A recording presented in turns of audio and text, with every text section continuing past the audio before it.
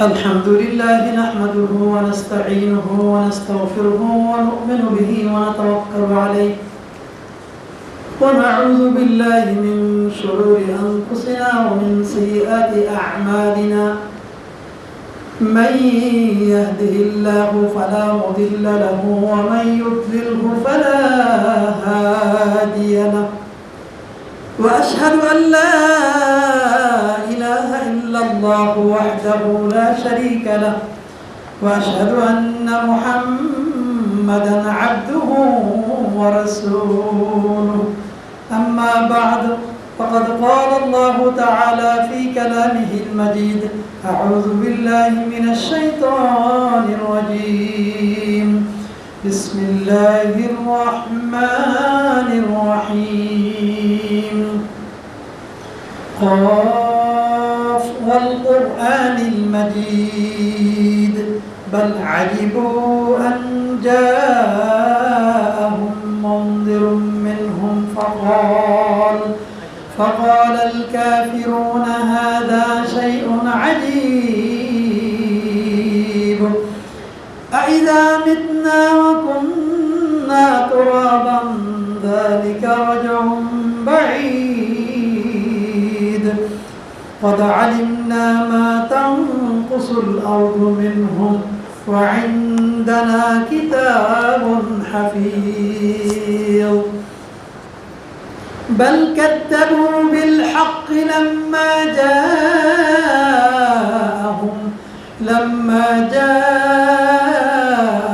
فهم في أمر مريج وقال تعالى والفجر وليال عشر والشفع والوتر وقال تعالى وأذن في الناس بالحج يأتوك رجالا وعلى كل ضامر يأتين من كل فج عميق ليشهدوا منافع لهم ويذكروا اسم الله في أيام معلومات وقال رسول الله صلى الله عليه وسلم ما من أيام العمل الصالح فيها أحب إلى الله من هذه الأيام يعني أيام العشر قالوا يا رسول الله ولا الجهاد في سبيل الله قال ولا الجهاد في سبيل الله إلا رجل خرج بنفسه وماله فلم يرجع من ذلك بشيء رواه أبو داود وكما قال عليه الصلاة والسلام الحمد لله যাবতীয় প্রশংসা সেই মহান রব্বুল আলামিনের জন্য যার পরম অনুগ্রহে আমরা সবচেয়ে শ্রেষ্ঠতম জায়গা আহাব্বুল বুকআতি ইলাল্লাহি মাসাজিদুহা সবচেয়ে শ্রেষ্ঠতম প্রিয়তম জায়গা হচ্ছে আল্লাহর ঘর তথা মসজিদ সেই মসজিদে আল্লাহর সবচেয়ে গুরুত্বপূর্ণ ইবাদত সালাতুল জুমআর সঙ্গে খুতবা শ্রবণের উদ্দেশ্যে আমরা সেই পবিত্র জায়গায় আল্লাহর ঘরে উপস্থিত হওয়ার জন্য আমরা তৌফিক পেয়েছি তিনি আমাদেরকে সুস্থ রেখেছেন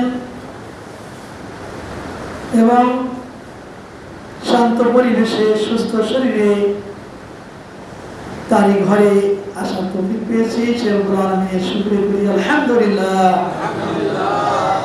নবী মুহাম্মদুর রাসূলুল্লাহ সাল্লাল্লাহু আলাইহি ওয়াসাল্লামের উপর বর্ষিত হোক অগণিত দরুদ সালাম আল্লাহুম্মা সাল্লি আলাইহি ওয়া আলা আলিহি ওয়া সাহবিহি ওয়াসাল্লাম সম্মানিত দিনী ভাই সকল আজ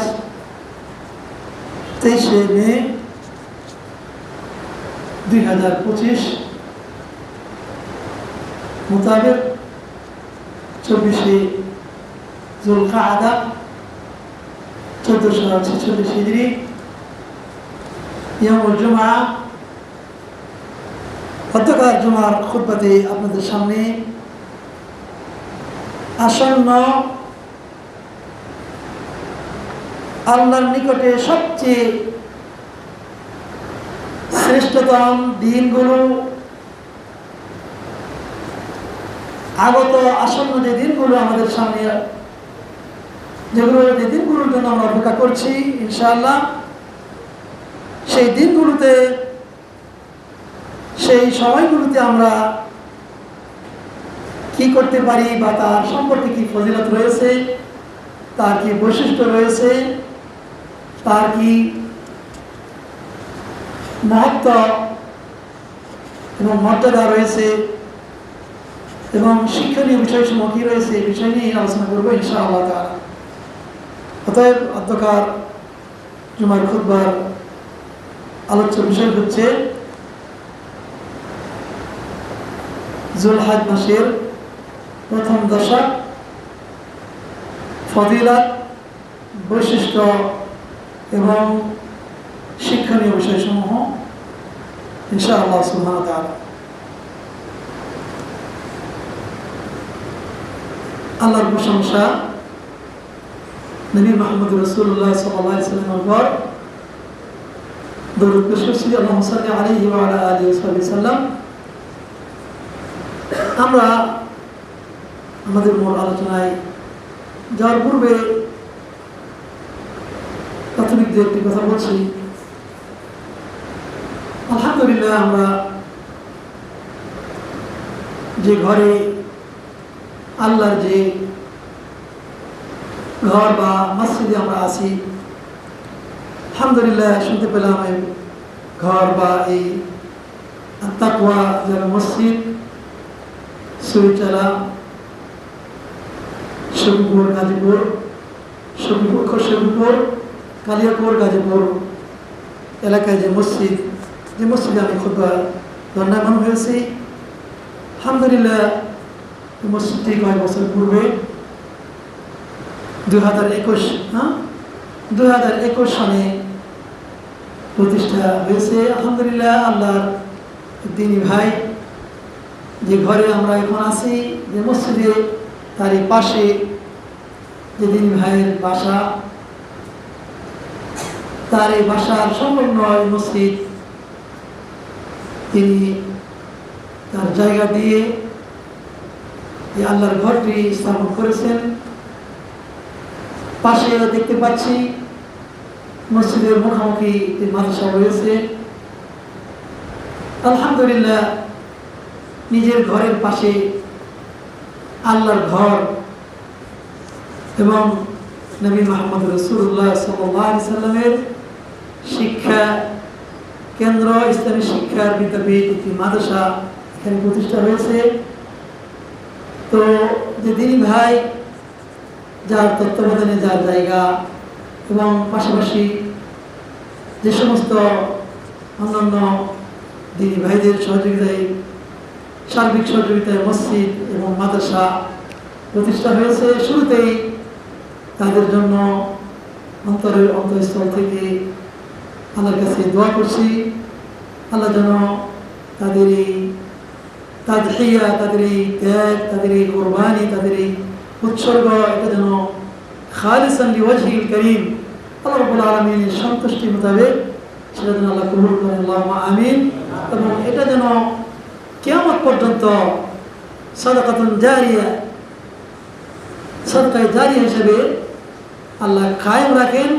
এবং যে ছোট্ট পরিসরে এখন আমরা দেখতে পাচ্ছি, আমি খুতবার শুরুতে আল্লাহর কাছে কামনা করছি, আল্লাহ যেন এই মসজিদকে বিশাল আঙ্গিকে বড় করে এবং মসজিদ এবং মাদ্রাসা অত্যন্ত বিশাল বড় করে এবং অনুকূল পরিবেশে এই মসজিদ মাদ্রাসা কমপ্লেক্সকে যেন আল্লাহ পূর্ণ করে প্রতিষ্ঠা করার জন্য দিনী ভাই পাশাপাশি এলাকাবাসীকে আল্লাহ তৌফিক দেন, আল্লাহুম্মা আমিন। আল্লাহ রাসূল সাল্লাল্লাহু আলাইহি ওয়াসাল্লাম বলেন, মান বানা লিল্লাহি বাইতান বানাল্লাহু লাহু বাইতান ফিল জান্নাহ। যে ব্যক্তি আল্লাহর জন্য একটি ঘর বানাইল। আল্লাহ তার জন্য তার পরকালে জান্নাতে তার জন্য একটি অনুরূপ ঘর বানাবে। সুবহানাল্লাহ। যদিও সেটা ছোট্ট আকারের একটা ঘর হয়, তার বদৌলতে আল্লাহ জান্নাতে একটা ঘর তৈরি করবেন। যেরকম ঘর তৈরি করবেন আল্লাহ, সেই ভিত্তিতে তাকে আল্লাহ পরকালে কি করবেন, স্পেশালভাবে তার জন্য একটা জান্নাতে ঘর তৈরি করবেন। এজন্য আমরা যিনি এই ঘরের জন্য দান করেছেন, জায়গা দান করেছেন এবং পাশাপাশি মসজিদের জন্য যাবতীয় যা কিছু ব্যবস্থাপনা করেছেন, এলাকাবাসী সকলেই আশা করি এই নেকি বা এই বিনিময় পাওয়ার জন্য আপনারা সকলেই ইনশাআল্লাহ বিনিময় পাবেন বলে আমি আশা করি। আল্লাহ আমাদের সবাইকে সেই মসজিদ তৈরি করার যে পুরস্কার, পরকালে জান্নাত, সেই জান্নাতে স্পেশাল ঘর যেন আমাদের সকলের জন্য ব্যবস্থা করেন, আল্লাহুম্মা আমিন। সম্মানিত উপস্থিতি, খুতবার সময় সুনির্দিষ্ট জন্য নির্দিষ্ট পয়েন্টে আমি আলোচনা করে আমার আলোচনা সমাপ্ত করবো ইনশাআল্লাহ সুবহানাহু ওয়া তাআলা। সম্মানিত উপস্থিতি, মহান রব্বুল আলামিন কোরআন মাজিদে আল্লাহ বলছেন, আউযু বিল্লাহি মিনাশ শাইতানির রাজীম, ওয়াল ফাজর ওয়া লায়ালিন আশর ওয়াশ শাফঈ ওয়াল ওয়াতর ওয়াল লাইলি ইযা ইয়াসর ইলা আখিরিল আয়াত। কোরআন মাজিদে সূরা আল ফাজরের শুরুতে আল্লাহ রাব্বুল আলামিন যে আয়াতগুলো ব্যক্ত করেছেন সেখানে কসম করেছেন, ওয়াল ফাজরি, ফজরের কসম, ওয়া লায়ালিন আশর, 10 রাত্রির কসম, ওয়াশ শাফঈ ওয়াল ওয়াতর, জোরের কসম, ওয়াল ওয়াতর, বেজোরের কসম, ওয়া লায়ালিন আশর ওয়াশ শাফঈ ওয়াল ওয়াতর ওয়াল লাইলি ইযা ইয়াসর, রাত্রির কসম যখন সে চলমান।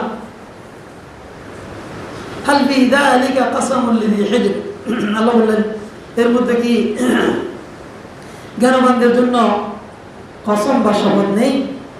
আল্লাহ জিজ্ঞাসা করেছেন, হাল ফি যালিকা কাসামুল লিযী হিজর, যারা বুদ্ধিমান জ্ঞানবান তাদের জন্য কি এর মধ্যে শপথ বা কসম নেই?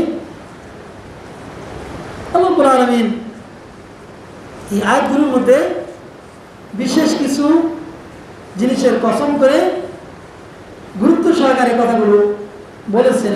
আর কসম সাধারণত খাওয়া হয় এমন জিনিসের, যে জিনিসের গুরুত্ব রয়েছে, যে জিনিসের মর্যাদা রয়েছে, সেই জিনিসের কসম খাওয়া। তো কথা হচ্ছে, প্রসঙ্গ তো বলতে হচ্ছে যে আমাদের জন্য ইসলামী শরীয়তে আল্লাহ ছাড়া অন্য কারো কসম শপথ করা যাবে না। আল্লাহ রাব্বুল আলামিন যে কথা কেন করছেন? আল্লাহ রাব্বুল আলামিন তিনি সৃষ্টিকর্তা, তিনি কোনো গুরুত্বপূর্ণ জিনিসের কসম করতেই পারেন, সেটা তার জন্য খাস। আল্লাহ বলছেন কি, ওয়াশ-শামসি ওয়া দুহাহা ওয়াল কামারি ইযা তালাহা, সূর্যের কসম করেছেন, চন্দ্রের কসম করেছেন, ওয়াল লাইলি ইযা ইয়াগশাহা, রাত্রির কসম করেছেন, ওয়াস সামাই ওয়া বানাহা, আসমানের কসম করেছেন, ওয়া নাফসি ওয়া মা সাওয়াহা, আত্মার কসম করেছেন, ওয়াশ-শামসি ওয়া দুহাহা ওয়াল কামারি ইযা তালাহা ওয়ান নাহারি ইযা জাল্লাহা, দিনের কসম করেছেন, ওয়াল লাইলি ইযা ইয়াগশাহা, রাত্রির কসম করেছেন, ওয়াস সামাই ওয়া বানাহা, আসমানের কসম করেছেন, ওয়াল আরদি ওয়া মা তাহাহা, জমিনের কসম করেছেন, ওয়া নাফসি ওয়া মা সাওয়াহা, আত্মার কসম করেছেন। এগুলো সব কিছুর কসম করেছেন। এরকম অনেক কিছুরই আল্লাহ কসম করেছেন। যেমন এখানে রাত্রের কসম করেছেন, ওয়াল লাইলি ইযা ইয়াসর, রাত্রি যখন চলে। ফজরের কসম করেছেন, আসরের কসম করেছেন, আসরের সময়ের কসম করেছেন, ফজরের সময়ের কসম করেছেন। কি জন্য? ওই জিনিসের গুরুত্ব বোঝানোর জন্য। সম্মানিত উপস্থিতি, মূল আলোচনায় যাচ্ছি। তো এই যে কোনো কিছুর কসম করা মানে হচ্ছে সেই জিনিসের কি করা, সেই জিনিস সম্পর্কে মানুষকে দৃষ্টি আকর্ষণ করা, মানুষ খেয়াল করা যে সূর্য আলো তোমরা ভোগ করছ, যে সূর্য না থাকলে তোমাদের অনেক কিছু অচল হয়ে যেত। যেই চন্দ্রের আলো আল্লাহ দিচ্ছেন, চন্দ্রের আলো না হলে বিজ্ঞান কি বলে, ফলের যে পরিপক্কতা, এই যে আম ধরে আছে, এই ফলের পরিপক্কতা কিসের মাধ্যমে হয়? চন্দ্রের আলোর মাধ্যমে। গাছের বেড়ে ওঠা কিসের মাধ্যমে? সূর্যের আলোর মাধ্যমে। সূর্যের আলোর মাধ্যমে গাছ বেড়ে ওঠে, চন্দ্রের আলোর মধ্যে গাছের ফল পরিপক্ক হয়। এই যে নিগুড় রহস্য, আল্লাহ কসম করে কি বলতে চাইছে যে এগুলো তোমাদের দিয়েছি, এগুলো ছাড়া তোমাদের জীবন অচল। গাছ যদি সূর্য না পায় উঠবে না, ফলের পরিপক্কতা চন্দ্রের আলো না পেলে হবে না। কয়টা বলবো? আজকে সূর্যের মাধ্যমে অনেক কিছু আমরা উপকৃত হচ্ছি। সূর্যের আলো কে কাজে লাগানোর জন্য আমরা কি করছি?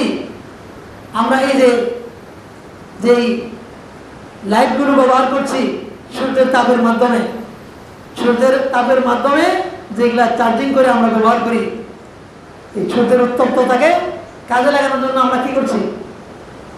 এই যে আমরা কাজে খাটাচ্ছি, এই সূর্য না থাকলে পারতাম। এই জন্য আল্লাহ দৃষ্টি আকর্ষণ করছেন, সূর্যের কথা বলেছেন, চন্দ্রের কথা বলছেন, রাতের কথা বলছেন। রাত্রি না থাকলে আপনি যে ঘুমটা আপনি পারেন, তিনি ওই ঘুম হবে? আর রাতে যদি থাকতো, দিন না হলে কাজকর্ম করতে পারবেন? আল্লাহ বলছেন রাত্রিকে ঘুমের জন্য করেছি, দিনকে কাজের জন্য করেছি। আল্লাহু আকবার। অনেক কিছু আল্লাহ কি করেছেন, এই নিয়ামতের কথা স্মরণ করে দিচ্ছেন। সবার কিছু বলছিলাম যে এগুলো আল্লাহ কসম করেছেন, কসম করে কি বলছেন সেটা আমি বলতেছি পরে। সবার বুঝতে গিয়ে আমি যে বিষয় নিয়ে আলোচনা করতে চাচ্ছি, এই বিষয় সম্পর্কে তিনটি মৌলিক বিষয় রয়েছে। এটি হচ্ছে এই দশক, জুলহজ মাসের প্রথম দশকের ফজিলত কি এবং তার বৈশিষ্ট্যগুলো কি, তার কাজগুলো কি, এবং এখান থেকে শিক্ষণীয় বিষয়। তো আমরা মূল আলোচনায় চলে যাচ্ছি। আল্লাহ রাব্বুল আলামিন আমাদেরকে আমাদের জীবনটা সম্পূর্ণই আল্লাহর জন্য নিবেদিত হতে হবে। আমাদের জীবনটা একদম জীবনের শুরু থেকে সর্বশেষ, জীবনের শেষ মুহূর্ত পর্যন্ত সম্পূর্ণ জীবনটা ইন্না সালাতি ওয়া নুসুকি ওয়া মাহইয়ায়া ওয়া মামাতি লিল্লাহি রাব্বিল আলামিন। আমার সালাত, ইন্না সালাতি ওয়া নুসুকি, আমার কুরবানি, আমার জীবন, আমার মরণ, আমার হায়াত, আমার সমস্ত সব কিছু লিল্লাহি রাব্বিল আলামিন, একমাত্র আল্লাহ রাব্বুল আলামিনের জন্য নিবেদিত প্রাণ। এই জন্য আল্লাহ রাব্বুল আলামিন ইব্রাহিম আলাইহিস সালামের অনুসরণ করতে বলেছেন। তানি মিল্লাত ইব্রাহিম হানিফা, যিনি তার জীবনকে, সারা বিশ্ববাসীর জন্য দেখিয়ে দিয়েছেন যে তিনি আল্লাহর জন্য নিবেদিত প্রাণ ছিলেন। আল্লাহ তাকে যা বলছেন সেটা শোনার জন্য তিনি প্রস্তুত ছিলেন। এবং সেই পৌত্তলিক সমাজে, কুফরি সমাজে, শিরকি সমাজে, যেই পরিবারে তার পিতা মূর্তি বানাতো, মূর্তি বানিয়ে বিক্রি করত, নিজে হাতে মূর্তি তৈরি করত, সেই পৌত্তলিকতা সমাজে আল্লাহ রাব্বুল আলামিন ইব্রাহিম আলাইহিস সালামকে একজন পৌত্তলিক ব্যক্তির ঘরে তাকে জন্ম দিলেন। এবং সেই ব্যক্তি আল্লাহর সন্ধানে ছোটবেলায় থেকে ছিলেন। তিনি সূর্য দেখলেন, মনে করলেন যে আমার রাত, চন্দ্র দেখলেন, মনে করলেন যে আমার রাত, রাত্রি দিন সব কিছুই তিনি কি করলেন, গবেষণা করলেন কিন্তু দেখলেন যে সবগুলো স্থগিত হয়ে যায়, হ্যাঁ এক একটা সব কি হয়ে যায়, স্থিতিশীল নয়। বললেন ফালাম্মা ফালা কালা রাব্বুল আলামিন, যেটা স্থির থাকে না সেটা আমার রব হতে পারে না। তিনি তার রবের অনুসন্ধানে ছিলেন সেই ছোটবেলা থেকে। তারপরে তিনি বললেন ইন্নী ওয়াজ্জাহতু ওয়াজহিয়া লিল্লাযী ফাতারাস সামাওয়াতি ওয়াল আরদা হানিফা ওয়া মা আনা মিনাল মুশরিকিন, আমি মুশরিকদের দলভুক্ত নই, আমি একমাত্র যিনি সৃষ্টিকর্তা সে রব্বুল আলামিনের জন্য আমি সেদিকে মুখ ধরি। তারপর পরীক্ষা শুরু হলো। পরীক্ষা হতে হতে সর্বশেষ এমন এক পরীক্ষা আসলেন, পরীক্ষার মুখোমুখি তিনি হলেন। সেই শেষ বয়সে যখন তার আল্লাহ রাব্বুল আলামিন কি করলেন, একটা ছেলে দিলেন। সেই ছেলেকে আল্লাহ রাব্বুল আলামিন পরীক্ষা করলেন যে তুমি তাকে কুরবানি করো। কতটুকু পরীক্ষা! তাকে তিনি কুরবানি করার জন্য প্রস্তুত হয়ে গেলেন। কোনো নাটক নয়, নাটকীয় বিষয় নয়, বাস্তবেই যে কি করলেন, তার চোখ বেঁধে তাকে বুকে ফেলে দিয়ে ছুরি তার গলায় চালিয়ে দেওয়া হলো। ছুরি কোনো নাটকীয় বিষয় নয়, কোনো অসত্য বিষয় নয়, বাস্তবেই আল্লাহর কাজকে বাস্তবায়ন করার জন্য তিনি কি উদ্যত হয়ে গেলেন। তখন তার পরীক্ষা কি করলেন, পরীক্ষায় তিনি উত্তীর্ণ হলেন। ওয়ানাদাইনাহু ইয়া ইব্রাহিম, আল্লাহ বলেন আমরা ইব্রাহিমকে ডাকলাম। কাদ সাদ্দাকতা রুইয়া, তুমি যে স্বপ্ন দেখেছিলে তোমার সন্তানকে কুরবানি করবে এবং তুমি আদিষ্ট হয়েছ, তুমি সেটি বাস্তবায়ন করে দিয়েছ। কাযালিকা নাজজিল মুহসিনিন, ইন্না কাযালিকা নাজজিল মুহসিনিন, এমনিভাবে আমরা কি করি, যারা সৎকর্মশীল তাদেরকে আমরা পুরস্কৃত করি। আল্লাহ কি বললেন, পরীক্ষায় 1 নাম্বার কিরুতের সঙ্গে তারে পাল্টে দিলেন। যেন বলেন ওই তারা ইব্রাহিম রাব্বুল কালিমাতিন ফাতাম্মাহুন্না, ইব্রাহিম আলাইহিস সালামকে আমরা অনেক ইব্রাহিম আলাইহিস সালাম তার রবে কি করলেন, পরীক্ষা করলেন। ফাতাম্মাহুন্না, সমস্ত পরীক্ষায় ফার্স্ট ক্লাস ফার্স্ট। কোন পরীক্ষায় 2 নাম্বার হননি, সমস্ত পরীক্ষায় বলার সঙ্গে সঙ্গে আসলামতু লিরাব্বিল আলামিন, 80 বছর বয়সে আল্লাহ রাব্বুল আলামিন বললেন কি করো, খতনা করো। নিজের খতনা নিজেই করালেন। কি বলেন, বলে এটা নির্দেশ আল্লাহ, তুমি তোমার নিজের খতনা করো। কার কাছে বললেন না যে আমার খতনা করিয়ে দাও, নিজের খতনা নিজেই কি করলেন, নিজে হাতে নিজের খতনা করে দিলেন। নিজের ছেলেকে জবা করলেন, জবা হয় না আল্লাহর কথা, জবা হয়নি সে আল্লাহর ইচ্ছা, কিন্তু জবা করলেন কিনা, জবা করেছেন, নিজের খতনা নিজে করলেন। যা আদেশ তাহা পালন, কোনো পরামর্শ নাই। ঠিক আছে জিজ্ঞাসা করি, দেখি করা যায় নাকি, বুঝি শুনি, কিচ্ছু না, আল্লাহর আদেশ সঙ্গে সঙ্গে পালন। এই নিবেদিত প্রাণ ইব্রাহিম আলাইহিস সালামের সুন্নতকে উজ্জীবিত করা, আনিত্তাবি মিল্লাত ইব্রাহিম হানিফা। আল্লাহ রাসূলকে বললেন তুমি কি করো, তোমার ইব্রাহিম আলাইহিস সালাম তোমার পিতা, ইব্রাহিম আলাইহিস সালাম তিনি নবী ছিলেন, তোমার পিতা, পূর্বপুরুষ তোমার পিতা, তার মিল্লাতের অনুসরণ করো।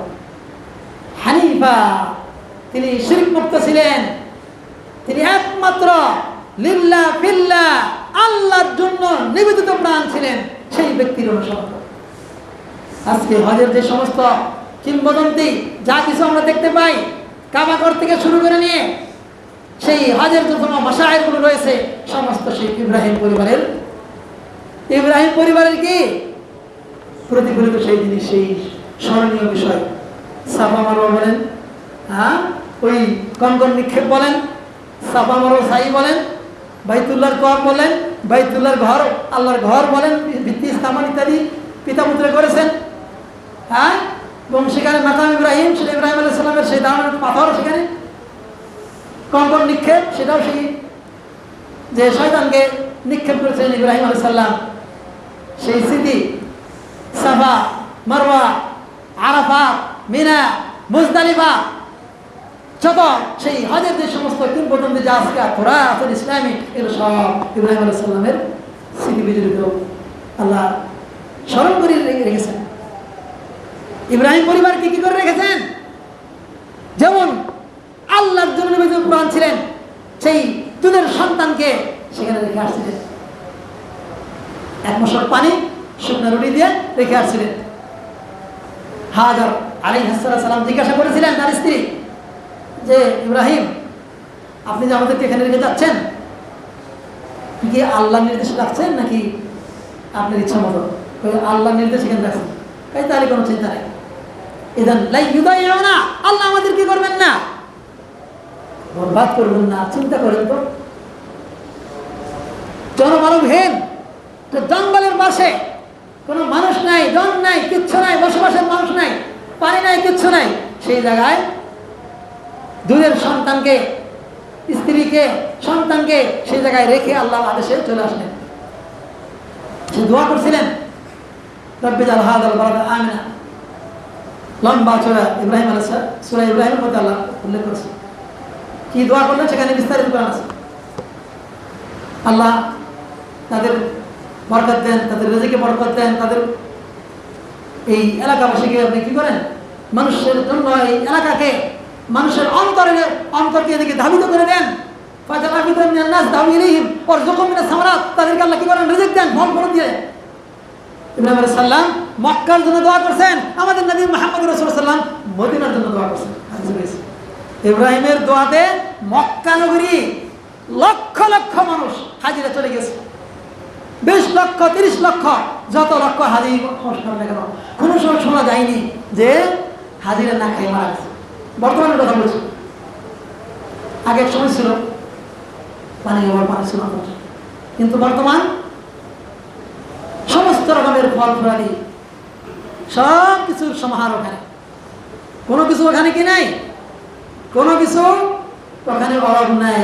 সারা বিশ্ব থেকে ওখানে সমস্ত সব কিছু সেখানে হাজির, সমস্ত সব কিছু হাজির। সেই ইসলামের স্মৃতি বিজড়িত জায়গাগুলো মক্কা, মদিনা এবং হজের যে সমস্ত মাশায়েরগুলো সব ইব্রাহিম ফ্যামিলির সব কিংবদন্তি। হাজার আলাইহিস সালাম সাফা মারোতে দৌড়ালেন, 7 বার প্রদক্ষিণ করলেন। নিজের শিশু কণ্ঠাগত মারা যাচ্ছে, এরকম অনুগ্রহ আল্লাহ রাব্বুল আলামিন ফেরেশতাকে পাঠিয়ে দিলেন, দিয়ে সেখানে জমজমের পানি ব্যবস্থা করে। নবী মুহাম্মদ রাসূলুল্লাহ সাল্লাল্লাহু আলাইহি ওয়াসাল্লাম বলেন, ইসমাঈল আল্লাহ তার উপর রহম করেন, যদি তিনি কিনা করতেন জম জম জম, জম জম মানে থাম থাম, বাংলায় হলো কি জম জম, এটা বাংলা হলো থাম থাম, থামো থামো থামো।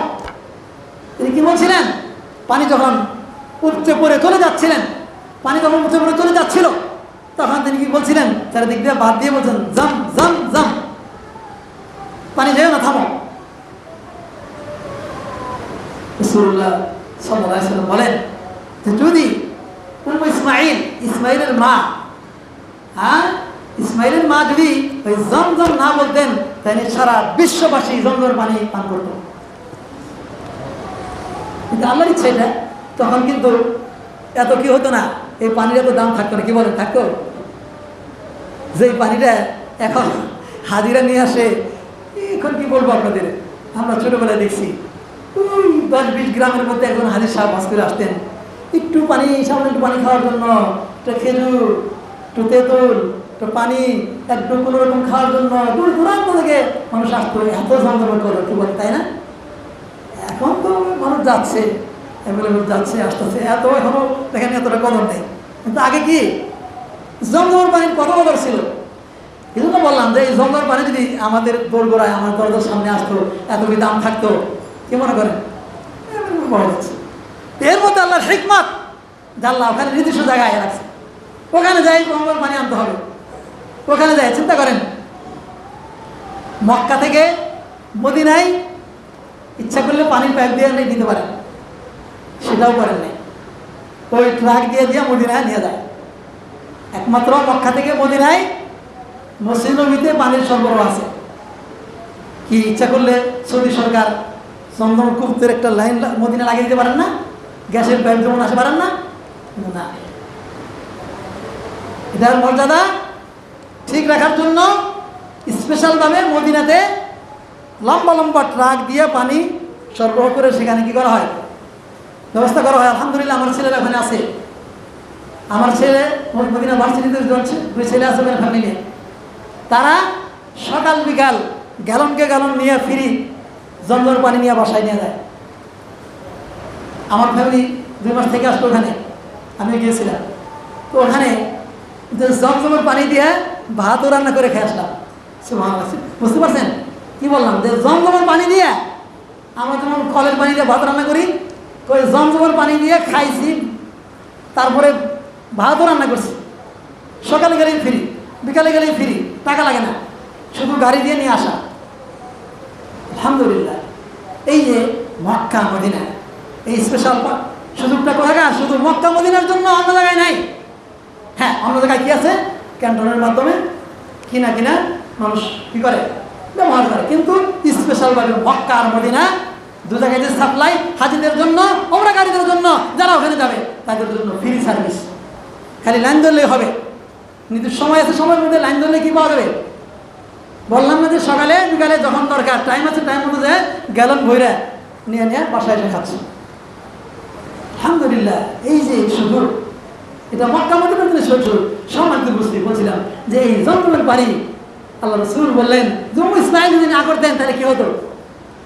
তাহলে এখানে এই পানিটা সারা বিশ্বে ছড়িয়ে যেত। কিন্তু তিনি কি বলছেন? জম জম, থাম থাম, থামো। পানি স্থিতিশীল হয়ে গেল। এবং আমরা আমাদের প্রিয়, আমি যখন মদিনা ভার্সিটি ব্যবহার করছি সময় ওখানকার কূপটা যায় সরাসরি দেখাচ্ছি। এখন তো দেখা রাখছি, এখানে দেখার কোনো সুযোগ নেই। কিন্তু ওখানে আমরা নামছি, ওখানে ওযু করছি, গোসল করছি, একবারে মেন কূপের ওখানে যে জায়গা সেখানে আমরা দেখে আসছি।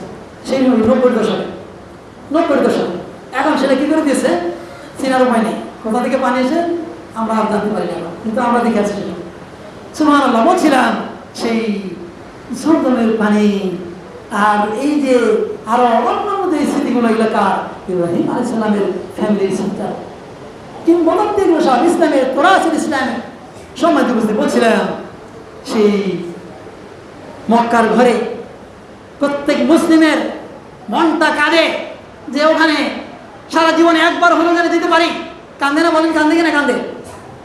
এই জন্য সেই জায়গার স্মৃতি সমস্ত সব সম্মানিত বুঝতে বলছিলাম যে আল্লাহ রাব্বুল আলামিন আমাদের কি শিক্ষা দিচ্ছেন। হায়াতুল ইনসান, মুসলিম ব্যক্তির সারা জীবন যেন ইবাদত এবং আনুগত্যে কাটে, আমলে সালেহের মাধ্যমে করে, যেটার মাধ্যমে সে আল্লাহর নৈকট্য অর্জন করবে এবং সমস্ত মানুষের সারা জীবনের ছোট্ট থেকে ছোট্ট কাজ সেগুলোও যেন তার কি হয়, একমাত্র লিল্লাহ ফিল্লাহ, ইন্না সলাতি ওয়া নুসুকি ওয়া মাহইয়ায়া ওয়া মামাতি লিল্লাহি রাব্বিল আলামিন। আমার জীবন, আমার মরণ, আমার সালাত, আমার কুরবানি, আমার সমস্ত সব কিছু লিল্লাহি রাব্বিল আলামিন যেন হয়, এটাই হলো বড় উদ্দেশ্য। সম্মানিত উপস্থিতি, এই জন্য আল্লাহ রাব্বুল আলামিন আমাদেরকে কি করছেন, আমাদের যে সময়টা, এই যে দৈনন্দিন 24 ঘন্টা, এই সময়টাকে আল্লাহ কি করেছেন, ভাগ করে দিয়েছেন। সময়টাকে খামসা সালাওয়াত, 5 ওয়াক্ত সালাতটা 24 ঘন্টার মধ্যে ভাগ করে দিয়েছেন। দেখেন, ফজরের দিনের শুরুতেই ফজর, দিনের শুরুতে ফজর, আবার জোহর। তার মানে আল্লাহ চান 24 ঘন্টার ভিতরে 5 বার যেন আমার বান্দারা আমার সাথে সম্পর্ক স্থাপন করে। আর সালাতু সিলাতুন বাইনাল আবদি ওয়া রাব্বিহি, সালাত হচ্ছে বান্দা এবং তার রবের সাথে বিশেষ স্পেশাল সম্পর্ক। আল্লাহর সাথে যেন বান্দার সম্পর্ক ছিন্ন না হয়ে যায়, দূরত্ব না হয়। এই জন্যই কেমন সম্পর্ক যে একটা দিনের ভিতরে দৈনন্দিন 5 বার যেন কি করে বান্দা আল্লাহর সাথে আর সম্পর্ক ঠিক রাখে। আমরা দেখেন আমাদের জীবনে অনেক আত্মীয় স্বজন আছে, মাসকে মাস, বছরকে বছর তাদের সাথে আমাদের কি নাই, তো আছে, কিন্তু কি যোগাযোগ আছে বলেন? মাসকে মাস যায় না? সে আমার আত্মীয়, কিন্তু আমার সময় নেই, আমার কি নাই, ব্যস্ত, আমি তার সাথে ফোন করার, কথা বলার, কুশল বিনিময় করার সময় নেই। কিন্তু আল্লাহ রাব্বুল আলামিন বলছেন যে না, তোমার কাজকর্ম যাই কিছু করো না কেন, তোমার দৈনন্দিন 24 ঘন্টার ভিতরে তুমি হেলাই গেলাই থাকলে হবে না। আমি যে আল্লাহর বান্দা, ইলাইনাল মাসির, আমার দিকে আসতে হবে। আমার কাছে ছিলে, হ্যাঁ, কাইফা তাকফুরুনা বিল্লাহ ওয়া কুনতুম আমওয়াতা, তোমরা আল্লাহর সাথে কিভাবে কুফরি করো? তোমরা মৃত ছিলা, কখনো ছিলা মৃত, তারপরে জীবন দিলাম, আবার মৃত, আবার জীবন। মরণ ছিল, মরণ অবস্থায়, তারপর জীবন, আবার মরণ, আবার জীবন। কয়বার জীবনটা মানুষ? কয়বার? 4 বার। প্রথমে ছিলেন মরণ অবস্থায়, মানে আমাদের আত্মা আল্লাহ তৈরি করছেন, বডি তখন হয় নাই, তখন আমরা কি অবস্থায় ছিলাম? মৃত অবস্থায়। তারপরে এখন আমরা কি আছি? জীবিত। আবার কি হব? মৃত। আবার কয়টা? 4টা। আল্লাহ রাব্বুল আলামিন আমাদেরকে, যে রব্বুল আলামিন আমাদের মৃত অবস্থায় থেকে জীবন দিলেন, আবার মারবেন, আবার জীবন দিবেন। কিসের জন্য? লিয়াবলুয়াকুম আইয়ুকুম আহসানু আমালা। তিনি আমাদের পরীক্ষা করতে চান যে কিভাবে আমরা আল্লাহর সাথে ভালো সুসম্পর্ক রাখি, আল্লাহর ইবাদত কিভাবে করি। সবচেয়ে বেশি ফার্স্ট ক্লাস ফার্স্ট কে হতে পারে, কে সবচেয়ে পুরস্কৃত হতে পারে, সবচেয়ে সম্মানিত হতে পারে, সবচেয়ে মুত্তাকি হতে পারে, এটা আল্লাহ পরীক্ষা করতে চান। লিয়াবলুয়াকুম আইয়ুকুম আহসানু আমালা। মানুষের মরণ আসল না জীবন আসল বলুন তো? মরণ আসল না জীবন আসল? মরণ আসল। তাবারাকাল্লাযী বিয়াদিহিল মুলক ওয়া হুয়া আলা কুল্লি শাইইন কাদির আল্লাযী খালাকাল মাউতা ওয়াল হায়াতা, মানে যিনি কি করছেন? মৌতকে এবং হায়াতকে সৃষ্টি করেছেন। মৌত আগে না হায়াত আগে? আল্লাহ কি বললেন? আল্লাযী খালাকাল মাউতা ওয়াল হায়াতা। মরণটা আসল। মরণ অবস্থায় ছিলাম, আবার জীবিত, আবার মরণ, আবার জীবিত। তাহলে আমাদের আসলটা কি ছিল? মরণ। তো আল্লাহ রাব্বুল আলামিন আমাদেরকে চান যে তুমি এই দুনিয়াতে যাই কিছু করো না করো, আমার সাথে তোমার 5 বার দেখা করতে হবে। তোমার অমুকের সাথে তমুকের সাথে কি হলো, আমার দেখা দেখি নাই, আমার সাথে তোমার কয়বার দেখা দেবো? কয়বার? 5 বার দেখা করতেই হবে, কম্পালসারি। তুমি যদি 5 বার দেখা না করো, তুমি আমার বান্দা না, তুমি আমার বান্দা না, তোমার সাথে আমার সম্পর্ক নাই, তোমার সাথে আমার সম্পর্ক ছিন্ন হয়ে যাবে যদি 5 বার আমার সাথে দেখা না করো। এটা হলো 5 ওয়াক্ত সালাতের উদ্দেশ্য। 24 ঘন্টা সময় দিকে আল্লাহ কি করলেন? 5 বারে ভাগ করে দিলেন। এই 5 বারের ভিতরে অবশ্যই আল্লাহর সাথে সাক্ষাৎ করতেই হবে। এবার আসুন, এরপরে সালাতুল জুমা। আয় দেখেন, দৈনন্দিন 5 বার তো আছেই, এরপরে সপ্তাহে একবার স্পেশালভাবে সালাতুল জুমা, খুতবা, কোরআন সুন্নাহর আলোচনা, এটাও শোনা ফরজ। জোহরের সালাত কয় ওয়াক্ত? কয় রাকাত? কয় রাকাত? জুমা কয় রাকাত? 4 দিয়ে 2 কি জন্য করলেন? আর বাকি 2 কি শুনতে হবে? 4-এর জায়গায় 2, আর বাকি 2-এর পরিবর্তে কি শুনতে হবে? এই যে আলোচনা, কোরআন সুন্নাহর আলোচনা শুনতে হবে। এই জন্য সপ্তাহব্যাপী কাজে কর্মে ব্যস্ত মানুষ গাফলাতি হয়ে যায়, কোরআন সুন্নাহ জানে না, কি করতে হবে, কি করণীয়, কি বর্জনীয়, সেগুলো আমাদেরকে জানতে হবে। সপ্তাহান্তে একবার অবশ্যই জানতে চলে সালাতুল জুমা, সেই সঙ্গে খুতবা অবশ্যই। এই জন্যই খুতবার আগেই মুসল্লিকে হাজির হইতে হবে। এই সম্পর্কে অনেক কথা বলতে সময় লাগবে। খুতবার আগে হাজির হইতে হবে, তাহলে আপনার নামটা এন্ট্রি হবে, নাহলে আপনার দপ্তরে, ফেরেশতার দপ্তরের নামটা হাজির হবে না। আপনি সময় আসবেন, আপনার নামটা যদি এন্ট্রি না হয় কেমন হবে? আপনি কি চান না? এই জন্য খুতবার আগে আপনাকে আসতে হবে। খুতবায় দাঁড়িয়ে গেলে ফেরেশতারা খাতা বন্ধ করে কি করেন? খুতবা শোনেন। এই জন্য আমাকে কি করতে হবে? সালাত যেমন দরকার, পাশাপাশি খুতবা আমাকে কি করতে হবে? শুনতে হবে। আচ্ছা, এরপর আসুন, তারপরে সাপ্তাহিক এটা সিয়াম ও রমাদান মুবারক, রমজান মাসের কি সিয়াম পালন করা প্রত্যেক বছরই একবারে আমাদের সিয়াম পালন করতে হয়। তারপরে রমজান মাসের সিয়াম শেষ হলে আবার সিয়াম ও সিত্তে শাওয়াল, শাওয়াল মাসের 6টা রোজা আছে না? দেখেন, তাহলে 5 ওয়াক্ত সালাত, জুমা, রমজান মাসের সিয়াম, তারপরে আবার কি শাওয়াল মাসে আবার কি 6টা সিয়াম। আবার আমরা কি রমজান মাসে বছরান্তে আমরা কি করি? যাকাত দিই, মালের বদল, সিয়ামের মাধ্যমে, যাকাতের মাধ্যমে, হ্যাঁ, তারপর সালাতের মাধ্যমে। এগুলো আমাদেরকে মনে করা হয়েছে।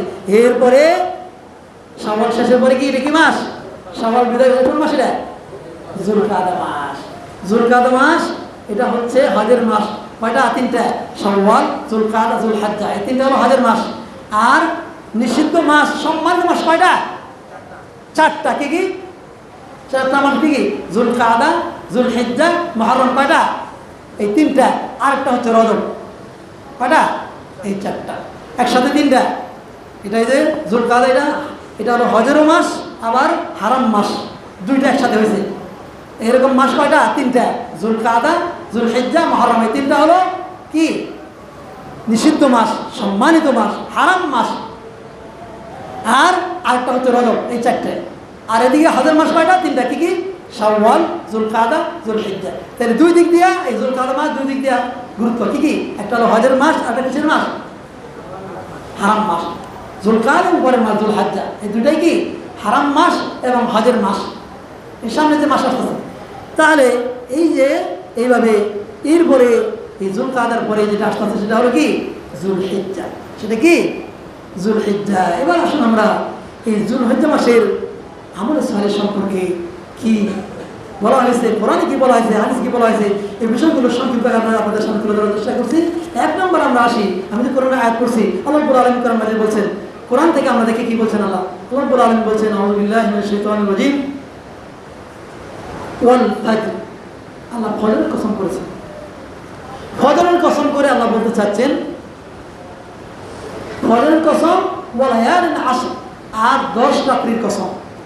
10 রাত্রি বলতে ব্যাখ্যায় বলা হয়েছে এটা হচ্ছে জুলহজ মাসের 10 দিন। জুলহজ মাসের 10 রাত্রি। রাত্রি বললে দিন আসে, দিন আসে বললে রাত্রি।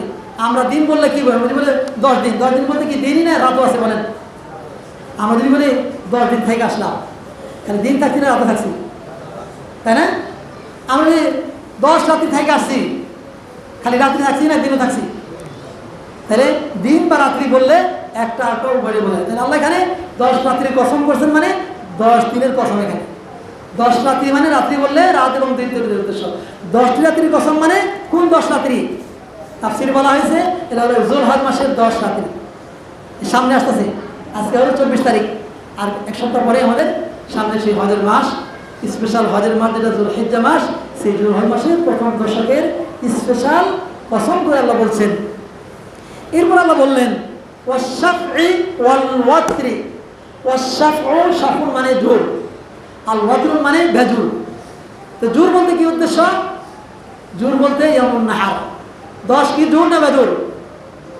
10টা কি জোর না বেজুর? জোর। জোর বলতে কোন দিন? ইয়ামুন নাহার, অর্থাৎ ঈদের দিন। আল্লাহ কিসের কসম করছেন?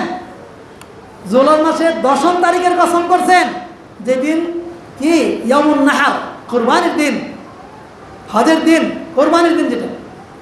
আবার বলছেন ওয়াশ-শাফঈ ওয়াল-ওয়াতর। ওয়াতর মানে বেজুর। বেজুর কোন দিন? 9ম তারিখ। 9ম তারিখ জুলহজ মাসের কোন তারিখ? 9ম তারিখ। 9ম তারিখের স্পেশাল কসম করছেন কি জন্য? সেটা ইয়াউম আরাফা। সেই দিনটা কি? ইয়াউম আরাফা।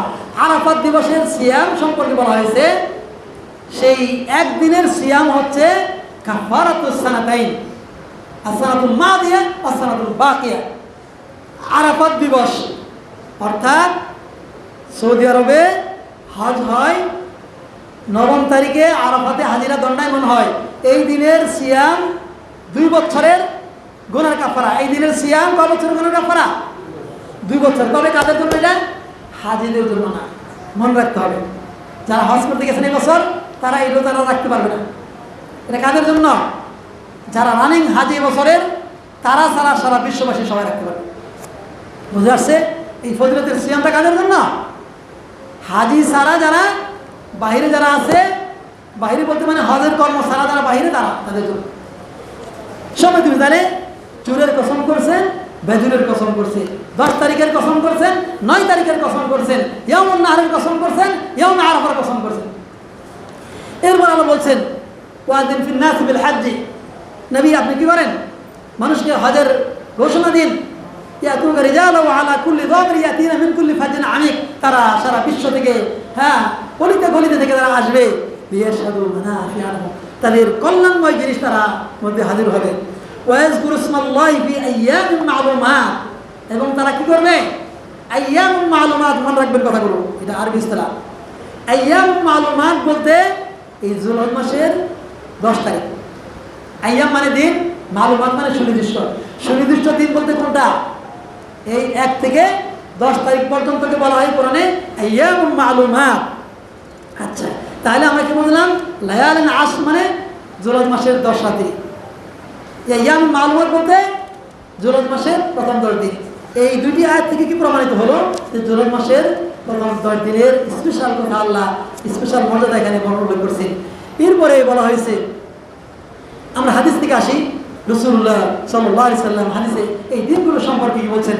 মা মিন আইয়াম, অনেকগুলো হাদিস আমি সংক্ষেপে শেষ করছি। মা মিন আইয়ামিন আল আমালু সালিহু ফিহা আহাব্বু ইলাল্লাহ মিন হাযিহিল আইয়াম। আল্লাহ রাসূল বলেন, পৃথিবীতে যত দিন রয়েছে সমস্ত দিনের মধ্যে সবচেয়ে উত্তম দিন হচ্ছে এই দিনগুলো। অর্থাৎ এই যুলহজ মাসের প্রথম দশকের চেয়ে আর উত্তম দিন নাই। ক্বালু ইয়া রাসূলুল্লাহ, এই দিনের আমলগুলো এত উত্তম, বলেন জিহাদ ফি সাবিলিল্লাহ, আল্লাহর রাস্তায় জিহাদ করলে কি তার সওয়াব হবে না?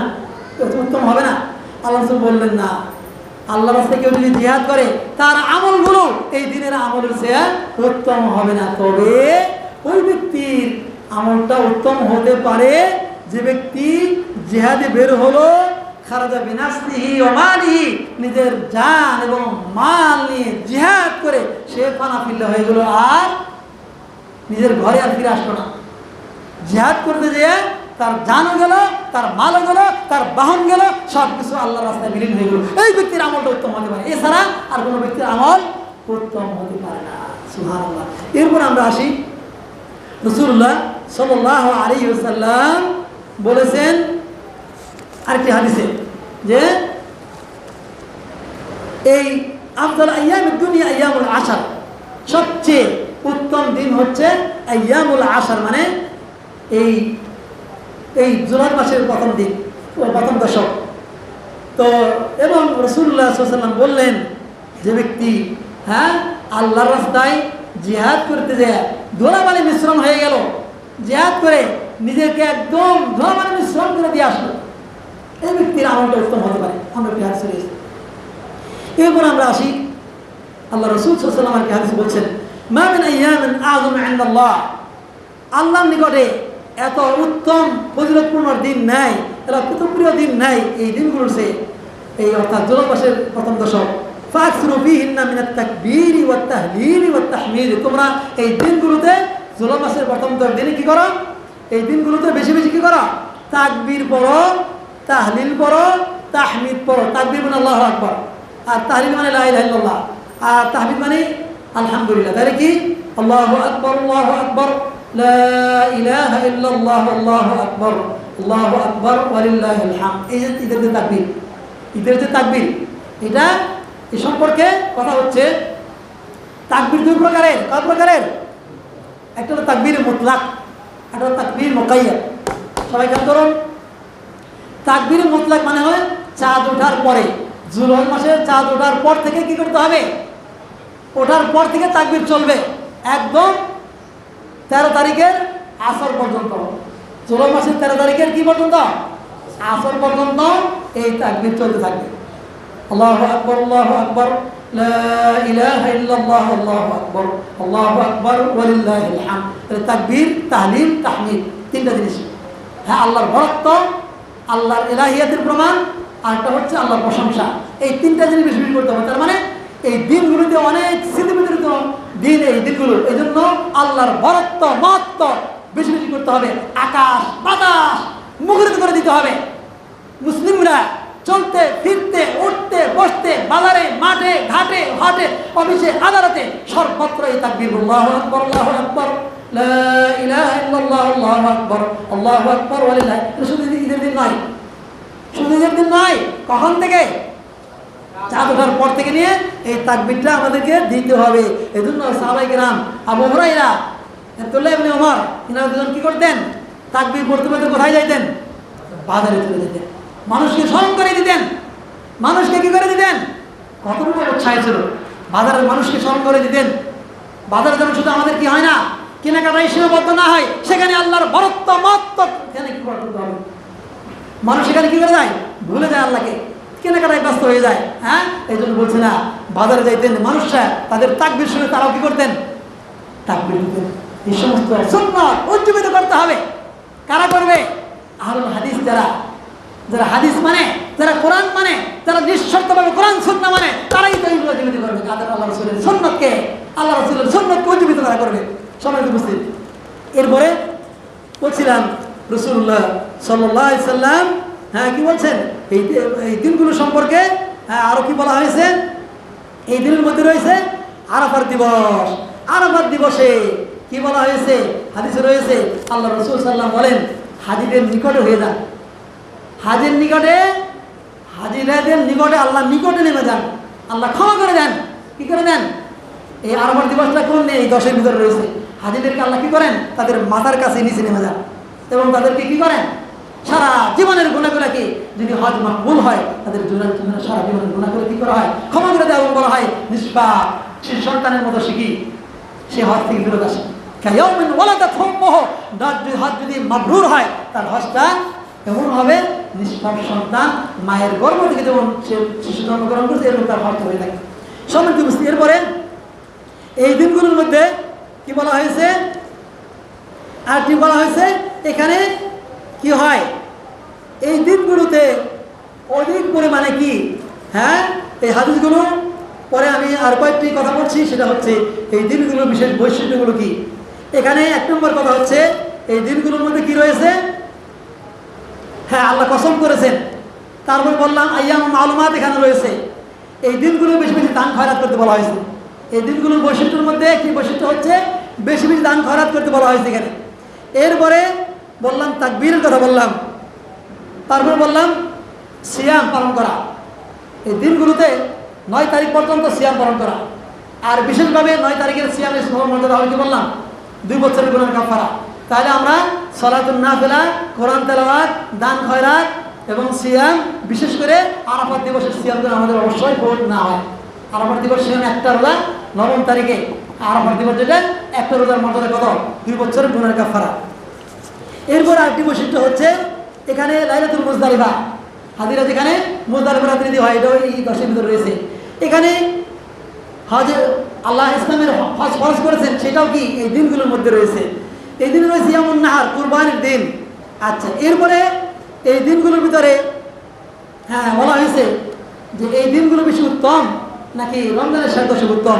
ইমাম ইবনে তাইমিয়া বলছেন যে না, এই রমজানের 60 দশকের চেয়ে এই জুলহজ মাসের এই প্রথম দশকটা বেশি কি? বেশি উত্তম। হ্যাঁ, সেখানে লাইলাতুল কদর সেটা ভিন্ন কথা। ওখানে একটা দিন একটা রাত্রি আছে লাইলাতুল কদর, সেটাও আলাদা কথা। কিন্তু আমভাবে প্রথম 60 দশক রমজানের আর এই দশক, এই দুটাই তুলনা করলে কোন দশক সবচেয়ে বেশি উত্তম? এই জুলহজ মাসের প্রথম দশক। এরপর আমরা আসি এই দিনগুলো। আরেকটি বিষয় হচ্ছে বারবার ঘুরে ঘুরে আমাদের আসতেছে, এখানে কি শিক্ষা দিচ্ছে? যে এখানে সমস্ত প্রকারের ইবাদত এখানে আছে। দেখেন, সালাত, এই দিনগুলোর মধ্যে সালাত আছে, সিয়াম 9 তারিখ পর্যন্ত সিয়াম পালন করা, সাদকা দান খয়রাত করা, হাজ, এক কথায় যাকাত, সাদকা, দান খয়রাত করা, সালাত, সিয়াম, হাজ, সমস্ত প্রকারের ইবাদত এখানে কি হয়েছে? জমা হয়ে গেছে। এই জন্য এই দিনের অনেক বৈশিষ্ট্য রয়েছে। এরপরে এই দিনগুলোতে কি করে? হাজিরা এখানে বাইতুল্লাহ হারামে তারা কি করে? সেখানে অবস্থান করে, সেখানে সবচেয়ে বেশি আল্লাহর গুণকীর্তন করে। এবং এই দিনগুলোতে আরও কি রয়েছে? আর অনেক অনেক বিশেষ বৈশিষ্ট্য রয়েছে। সম্মানিত উপস্থিতি, এই দিনগুলোতে আমাদের কি শিক্ষা দিচ্ছে? আমরা বেশি বেশি কী করবো? কয়েকটি কথা বলে শেষ করছি। এই দিনগুলোতে আমরা কি করব? বেশি বেশি আল্লাহ কি করব? কোরআন তেলাওয়াত করব, জিকির করব। হ্যাঁ, আমি আর দলিল প্রমাণ সব করতে গেলে সময় লাগবে, আমি মূল কথা শেষ করছি। এই দিনগুলোতে আমাদের করণীয় কি? আমরা কী কী আমাদের করবো? আমরা 1 নম্বরে তেলাওয়াতুল কোরআন, নাম্বার 2 আল্লাহর জিকির যেটা বললাম, হ্যাঁ তাকবীর, যে তাকবীর কথা বললাম, তাকবীর, তাহমিদ, তাহলিল যেটা বললাম, এটাকে আমরা বেশি বেশি করবো। এরপরে নাম্বার 2 হচ্ছে আমরা বেশি সালাতুন নাফিলা, বেশি বেশি নফল সালাত আমরা এই দিনগুলোতে বেশি বেশি সালাত নাফিলা করার জন্য আমরা কি করব? চেষ্টা করব। এরপরে এই দিনগুলোতে আমরা কি করব? আল্লাহর নৈকট্য অর্জন করার জন্য আমরা বিশেষ করে 10 তারিখে কোরবানি করা। 10 তারিখে কি করা? কুরবানি করা। এই কুরবানি বিধিবিধান নিয়ে বিস্তারিত আলোচনা সামনে আমরা শুনবো ইনশাল্লাহ। আজকে সময় নেই, ইনশাল্লাহ পরবর্তী সময়। তো কুরবানি করা এটা একটা বিশেষ নৈকট্য নয়। কুরবানিটা 10 তারিখ থেকে শুরু হয়ে 10, 11, 12, 13 কয়দিন? 4 দিন। 10 তারিখ ঈদের সালাতের পর থেকে নিয়ে 13 তারিখ পর্যন্ত এই কুরবানি করা যাবে। আর যারা কুরবানি করবে তারা অবশ্যই তাদের চুল, নখ ইত্যাদি তারা যেন চাঁদের পর থেকে কর্তন না করে, তারা যেন কর্তন না করে বলা হয়েছে। এরপরে আমরা আসি দান খয়রাত বেশি বেশি করবে সেটা বললাম। এরপরে সিয়ামের কথা বললাম, সিয়াম পালন করবে। এই দিনগুলো 9 তারিখ পর্যন্ত কি করবে? সিয়াম পালন করবে। নাম্বার 6 কিয়ামুল লাইল। এই রাত্রিতে কিয়ামুল লাইল, রাত্রিগুলো স্পেশাল মর্যাদা বলা হয়েছে। আমরা কি করবো? আল্লাহর কাছে কিয়ামুল লাইলের মাধ্যমে সালাতুন নাফিলার মাধ্যমে আমরা কি করবো? করার জন্য চেষ্টা করবো। আচ্ছা, আরেকটি বিষয় হচ্ছে আদা ও উমরা। এখানে হজ যেমন পালন করা হয়, এখানে কি করা হয়? উমরা পালন, অর্থাৎ হাজিরা উমরাও পালন করেন, আবার হজও করেন। এরপরে আরেকটি বৈশিষ্ট্য হচ্ছে জিয়ারত মসজিদে নববী। যারা হজ করতে যাবেন বা গিয়েছেন এবছর বা যাবেন, তারা এই দিনগুলোর মধ্যে মসজিদে নবী জিয়ারত করাও এটা একটা উত্তম কাজ। কারণ বলা হয়েছে, আল্লাহ রাসূল বলেন আসসালাতু বিল মসজিদে নবী, সেখানে সালাত আদায় করা খায়রুম মিন আলফি সালাতিন বিমা সাওয়া। 1000 বার সালাত অন্য মসজিদে পড়লে যে সওয়াব হবে, আল্লাহ নবীর মসজিদে একবার সালাত আদায় করলে 1000 বার সালাত আদায় করার সমান সওয়াব হবে। আর বাইতুল্লাহে সালাত আদায় করলে মসজিদে আমার 1 লক্ষ। এরপরে আরেকটি বিষয় হচ্ছে আত-তাওবাতু ওয়াল ইনাবাতু। সর্বশেষ যে বিষয় সেটি হচ্ছে আত-তাওবাতু ওয়াল ইনাবাতু ইলাল্লাহি তাআলা। আমরা সমস্ত তাই কিছু বললাম না বললাম, সর্বশেষ কথা হচ্ছে আমাদের মতুবুল আল্লাহ জানে আইয়ুহাল মুমিনুন লাআল্লাকুম তুফলিহুন। হে মুমিনগণ, তোমরা কি করো? আল্লাহর দিকে তওবাতুন নাসুহা, তওবা খালিসা, তওবা যেন আমরা করি। তওবা কিসের মাধ্যমে? তওবার সারসংক্ষেপ কথা বলছি। একটা হচ্ছে তওবা কিসের মাধ্যমে করব? আমার গুনাহ খাতা থেকে তওবা করব, গুনাহ খাতা থেকে আমি মুক্তির জন্য আল্লাহর কাছে যাব। তওবা কিসের মাধ্যমে? আল্লাহর কাছে ধাবিত হব। আমরা যদি বান্দার কোনো হক থাকে, বান্দার কাছে পৌঁছে দিতে হবে, তওবার জন্য শর্ত। আর যে হকুল ইবাদ হয়, আল্লাহর কাছে তওবা করতে হবে। আর আমাদের কি পাপ কিমা থেকে যা কিছু আমরা করছি সেখান থেকে আমরা তাওবাতুন নাসুহা, তাওবাতুল খালিসা, খালিস তওবা আমাদের করতে হবে। আল্লাহ পাক বলেছেন ওয়া তুবু ইলাল্লাহি জামিআন আইয়ুহাল মুমিনুন লাআল্লাকুম তুফলিহুন। সম্মানিত মুসলিম, এই দিনগুলো আমাদের সামনে আগত দিন, এই দিনগুলো আমরা থেকে কি করতে পারি? অবমূল্যায়ন না করি, খেলায় খেলায় সময় নষ্ট না করি। প্রত্যেকটি মুহূর্ত ছোট্ট থেকে ছোট্ট বড় যত রকমের ভালো কাজ সৎকর্ম রয়েছে, সকল প্রকারের সৎকর্ম দিয়ে আমরা যেন আমাদের জীবনটাকে আলোকিত করতে পারি। আমাদের জীবনটাকে যেন আল্লাহর কোরআন এবং নবী মুহাম্মদ সাল্লাল্লাহু আলাইহি ওয়াসাল্লামের সুন্নাতের আলোকে আমরা যেন আমাদের জীবনটাকে আলোকিত করি। সর্বোপরি আল্লাহর সন্তুষ্টি মোতাবেক আমাদের কাজ যেন হয়। এই জন্য ইবাদত কবুল হওয়ার জন্য শর্ত হচ্ছে দুটি। ইখলাসের সাথে হতে হবে, আল্লাহর জন্য হতে হবে। নাম্বার 2 কিসের জন্য? রাসূলের শরীয়তে হতে হবে। এটি মূল কথা মনে রাখতে হবে। আপনি কুরবানি আল্লাহর জন্য না করে মাদারে করে রেখে আসলেন, ভালো কাজ তো, কিন্তু কোথায় করলেন? মাদারে করে আসলেন, শিরক করলেন। আপনি কি করলেন? সুন্নাত মোতাবেক করছেন, কিন্তু আল্লাহর জন্য করেন নাই, হবে না। আল্লাহর জন্য করছেন, সুন্নাত মোতাবেক করেন, হবে না। এই জন্য দুটাই হতে হবে। এই জন্য আমলে সালেহ কাকে বলে? এই কথা বলে শেষ করছি। আমলে সালেহ হচ্ছে কোন মুসলিম, এই কথাটা শেষ করে শেষ করছি, কোন মুসলিম নরনারীর 4টা বিষয় মনে রাখতে হবে। আমলে সালেহ বললাম, আমলে সালেহ সম্পর্কে বললাম কিনা? আমলে সালেহ কোনটা হবে? কোন মুসলিম নরনারী, কোন ব্যক্তিকে মুসলিম হইতে হবে, তার মানে ঈমান থাকতে হবে। 1 নাম্বার 2 যে কাজটা করবে শরীয়তের অনুমোদিত কাজ হওয়া লাগবে। নাম্বার 2 আমি মুসলিম নরনারী যেই হই না কেন আমার ঈমান থাকা লাগবে। 1 খাঁটি ঈমান থাকা লাগবে। নাম্বার 2 তারপরে যে কাজটা আমি করব সেই কাজটা শরীয়তের কোরআন সুন্নাহর অনুমোদন থাকা লাগবে। নাম্বার 2 নাম্বার 3 হচ্ছে যে কাজটা আমি করব সেটা আল্লাহর জন্য করব, আল্লাহর সন্তুষ্টির জন্য করব। নাম্বার 4 যে কাজটা আমি করব সেই কাজটা আল্লাহর রাসূলের তরিকায় করব। কয়টা বললাম? ঈমান থাকা লাগবে। নাম্বার 2 যে কাজ আমি করব সেই কাজটার অনুমতি কোরআন সুন্নাহয় থাকা লাগবে। নাম্বার 3 আল্লাহর জন্য কাজটা হতে হবে। নাম্বার 4 আল্লাহর রাসূলের তরিকায় হতে হবে। এটার নাম হলো আমলে সালেহ। এটার নাম কি? এই যে এত কিছু বলা হলো স্যারে, এই আপনি যখনই করবেন সেই কাজটা করার সময় আপনি মুসলিম কিনা আগে দেখেন, আপনি মুসলিম কিনা দেখেন, হ্যাঁ মুসলিম আলহামদুলিল্লাহ। তারপরে কাজটা তো করবো, কাজটা কি করা যায় না না যায় না, শরীয়ত দিছে কিনা, হ্যাঁ আছে আলহামদুলিল্লাহ। নাম্বার 3, কাজটাকে আমি আল্লাহর জন্য করছি কিনা, আপনার প্রতি মুহূর্তে প্রত্যেক পদক্ষেপে আপনার কাজটাকে আল্লাহর জন্য হচ্ছে কিনা আপনি আপনার আত্মার সাথে জিজ্ঞাসা করেন। নাম্বার 4, আপনার কাজটা কি রসুলের সুন্নাত মোতাবেক সাল্লাল্লাহু আলাইহি ওয়াসাল্লামের মোতাবেক হচ্ছে কিনা। এই 4টা জিনিস মনে রাখবেন, তাহলে এইগুলো হলো আমাদের সাথে আল্লাহর কাছে কামনা করি। আমাদের আলোচনা শুনলাম, আল্লাহকে আমরা করতে পারি আল্লাহ সন্তুষ্টি মোতাবেক আমরা আমাদের জীবনে বাস্তবায়ন করতে পারি, রসুলের তরিকায় বাস্তবায়ন করতে পারি, আল্লাহর জন্য বাস্তবায়ন করতে পারি, ঈমানের সাথে করতে পারি এবং শরীয়তের অনুমোদনের সংবিধানে কাজ করতে পারি। আল্লাহ আমাদের সবাই আমিন। হাযা ওয়া সাল্লাল্লাহু আলা মুহাম্মদ ওয়া আলহামদুলিল্লাহ।